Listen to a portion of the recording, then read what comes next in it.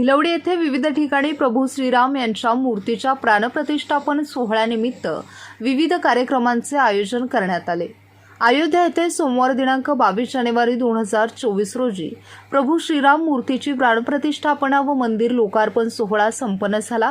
त्या पार्श्वभूमीवर पलूस तालुक्यातील भिलवडी येथे काँग्रेस पक्ष व ग्रामपंचायत भिलवडी यांच्या वतीने विद्यमान सरपंच सौ विद्याताई पाटील, माजी सरपंच सौ सविता महेंद्र पाटील, ग्रामपंचायत सदस्य सीमा शेटे यांच्या हस्ते आरती व प्रभू श्रीराम यांच्या प्रतिमेस पुष्प अर्पण करून फुले वाहण्यात आली।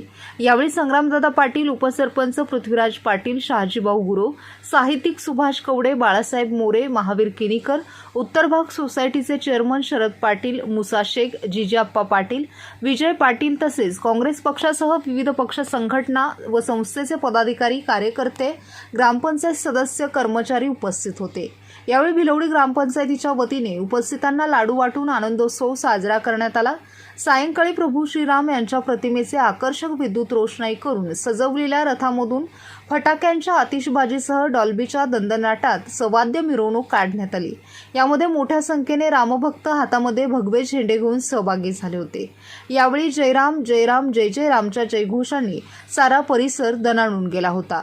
या प्रभू श्रीराम यांच्या मूर्तीच्या प्राणप्रतिष्ठापन सोहळ्यानिमित्त आयोजित विविध धार्मिक कार्यक्रमांमुळे भिलवडीसह परिसरातील वातावरण राममय झाले होते।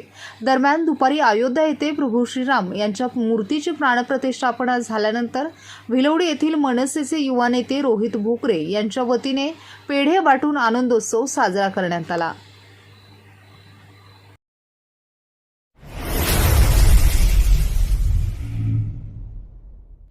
क्रांती सूर्य न्यूज संपादक शशिकांत कांबळे।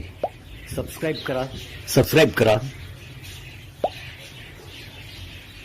बेल आयकॉनवर क्लिक करा